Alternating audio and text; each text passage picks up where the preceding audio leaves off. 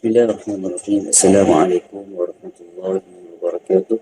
InsyaAllah pada hari ini kami daripada kumpulan 32 akan membentangkan tentang hadis ke-247 dan hadis 248 dari kitab Riyadhus Shalihin. Okey. Matan hadis 247 berbunyi عن ابن عباس رضي الله عنهما في قصة بريرة وزوجها قال قال قال لها النبي صلى الله عليه وسلم لو رجعته قالت يا رسول الله تأمروني قال إنما أشبع قالت لا حاجة لي فيه رواه البخاري. Hadis ni bermaksud Nabi SAW berkata kepadanya, bagaimana kalau kamu merujuknya, iaitu kembali kepada suamimu? Dia bertanya, wahai Rasulullah, adakah kamu menyuruhku berbuat demikian, yakni dengan sebagai perintah wajib?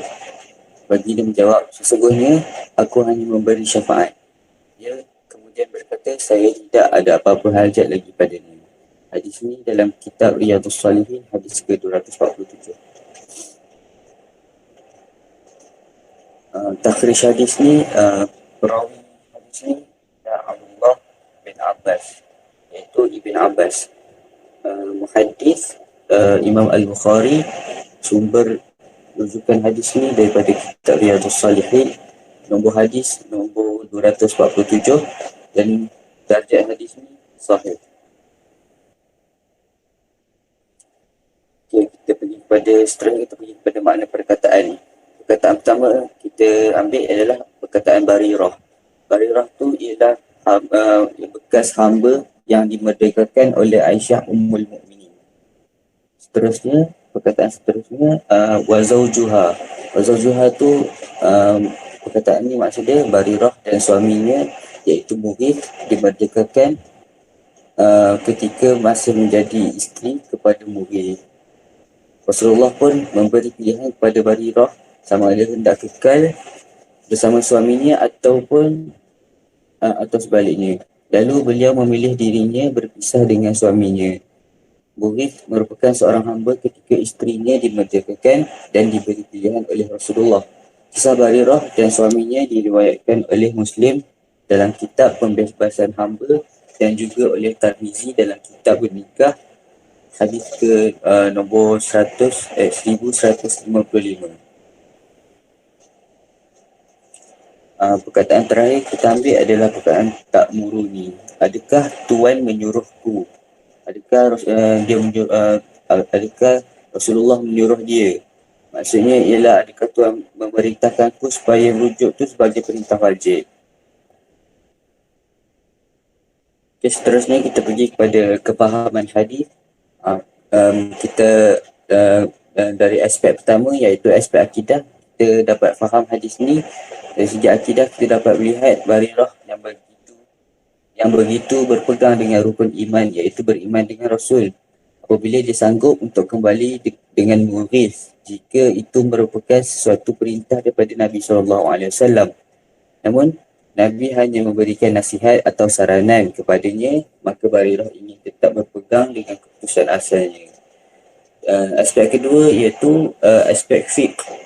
Daripada aspek fiqh kita boleh tengok daripada hadis ni, daripada hadis ni kita dapat mengetahui hukum bila mana seorang wanita yang telah berkahwin dengan seorang hamba, maka para fuqaha bersepakat bahawa dia mempunyai dua pilihan, iaitu tetap bersama dengan suaminya ataupun berpisah. Kefahaman hadis yang ketiga, dari aspek yang ketiga, dari aspek akhlak. Kat sini kita dapat tiga kefahaman lah. Yang pertama, sifat patuh dan hormat Barirah akan apa-apa keputusan daripada Nabi SAW. Yang kedua, sifat Mughith yang ikhlas dan jujur mencintai Barirah. Yang ketiga, sifat ingin mendamaikan antara dua manusia. Sifat ingin mendamaikan antara dua manusia yang ditunjukkan oleh Baginda SAW. Okay, pengajaran daripada hadis ni kita boleh ambil adalah yang pertama, Imam An-Nawawi berkata umat Islam telah berijma' bahawa apabila seorang hamba perempuan dimerdekakan sepenuhnya di bawah suaminya, yakni ketika masih menjadi isteri kepadanya, sedangkan suaminya itu seorang hamba, maka perempuan itu berhak memilih untuk memfasahkan pernikahan ataupun meneruskan. Yang kedua, Islam beraikan hak-hak pribadi dan kebebasan yang membolehkan individu meluahkan sepenuhnya kemahuannya tanpa sebarang paksaan. Okay, seterusnya kita sambung kepada hadis ke-248, insyaAllah. Baiklah, seterusnya saya akan menyambung pembentangan ini dengan membentangkan hadis seterusnya, iaitu hadis yang ke-248. Matan hadis ini berbunyi, wa an Abi Hurairah radhiyallahu anhu qala Rasulullah sallallahu alaihi wasallam kullu sulama minan nasi alaihi sadaqatun kulla yaumin tatlu'u fihi asy-syamsu ta'dilu bainal isnaini sadaqatun wa tu'inu ar-rajula fi dabbatihi fatahmiluhu 'alaiha aw tarfa'u lahu 'alaiha mata'ahu sadaqatun wal kalimatu thayyibatu sadaqatun wa bi kulli khatwatin tamshiha ila salati sadaqatun wa tumitul aza anit tariqi sadaqatun muttafaqun alaih wa makna tu'dilu bainahuma tuslihu bainahuma bil adl. Dan maksud matan hadis ini adalah seperti berikut. Daripada Abi Hurairah radhiyallahu anhu meriwayatkan bahawa baginda sallallahu alaihi wasallam telah bersabda, setiap anggota pada manusia itu ada sedekah. Setiap hari terbit padanya matahari, berlaku adil di antara dua orang adalah sedekah.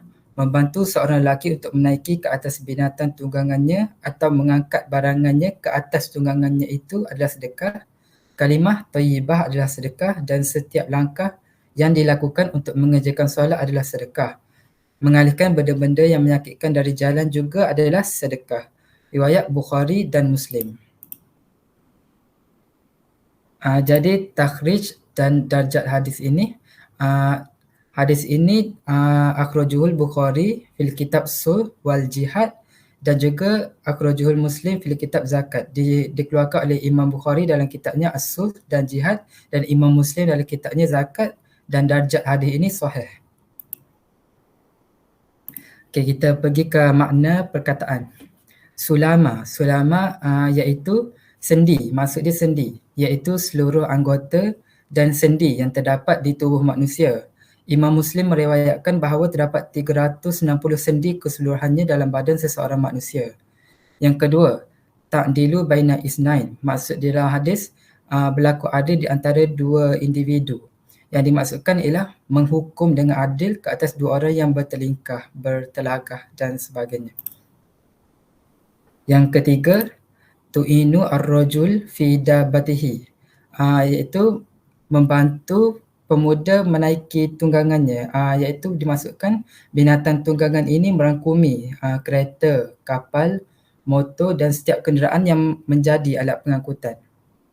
Yang keempat, fatahmiluhu 'alaiha, maksudkan ialah mengangkat barangan ke atas tunggangan dalam hadis, iaitu mengangkat atau membantu naik ke atas tunggangan atau memperbaikinya. Wa tumitul aza, yang dimaksudkan membuang benda yang menyakitkan, iaitu membuang perkara yang menyakitkan orang yang lalu lalang seperti duri, batu ataupun kotoran. Dan seterusnya kita beralih ke maksud umum. Disandarkan hadis ini di dalam bab 31, Islah bainan nas, mendamaikan di antara manusia, kerana Islam itu sendiri menganjurkan ke atas kedamaian dan perpaduan sesama makhluk. Kerana dengan perpaduan dan kedamaian itu, ianya memainkan peranan penting dalam tugas untuk menyebarkan kalimah Allah Subhanahu wa Ta'ala. Yang kedua, hadis ini juga membawa para muslimin untuk mengenali amalan yang mulia, bukan saja mulia dan mudah juga untuk dilakukan, iaitu sedekah. Mudah kenapa? Kerana bukan sahaja sedekah ini boleh dilakukan melalui perkara materialistik seperti wang dan sebagainya, malah juga boleh dilakukan melalui pergerakan fizikal dan perkataan dari mulut kita, kalimah thayyibah.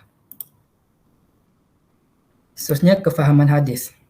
Dari segi akidah, hadis ini dapat mengukuhkan kepercayaan kita terhadap Allah Subhanahu wa Ta'ala yang mempunyai kudrat yang maha agung, yang telah menciptakan manusia sebaik-baik kejadian dari sel-sel halus yang banyak dan halus tidak terkira, tulang temulang, sendi-sendi, jaringan daging dan panca indera. Tujuan penciptaan itu untuk apa? Tidak lain dan tidak bukan agar manusia itu dapat mengenali Rabb Tuhan mereka yang maha berkuasa atas segala sesuatu. Dari segi fiqh pula, hadis ini mengajarkan jenis-jenis sedekah dan hukumnya, yang mana Allah Subhanahu wa Ta'ala menamakan kesyukuran itu kepada yang wajib dan sunat sebagai sedekah.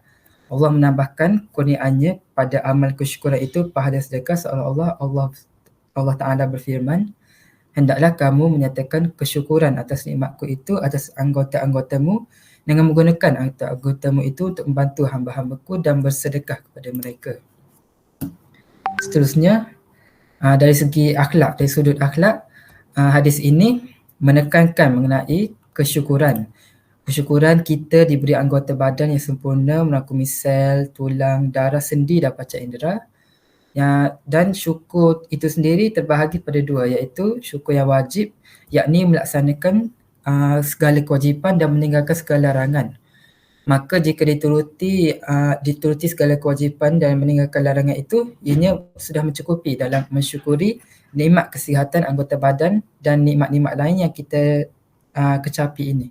Justru beberapa ulama salaf berkata kesyukuran itu ialah meninggalkan kemaksiatan, meninggalkan segala larangan. Kemudian syukur yang kedua ialah syukur yang sunat, iaitu melaksanakan segala amal ketaatan yang sunat setelah melaksanakan yang wajib dan meninggalkan yang haram. Rasulullah SAW pernah bertahajud hingga bekat tapak kaki baginda. Maka dikatakan kepada baginda, kenapa Tuan berbuat sedemikian sedangkan Allah telah mengampuni dosa-dosa Tuan yang terdahulu maupun yang akan datang. Yang ini Nabi ini kita tahu, Nabi ini maksum. Maka baginda Nabi SAW menjawab, afala akuna abdan syakura, tidak bolehkah aku menjadi hamba yang bersyukur. Yang keenam, pengajaran, dan terakhir, yang pertama, kewajipan bersyukur kepada Allah Subhanahu Wa Taala dengan cara bersedekah pada setiap hari.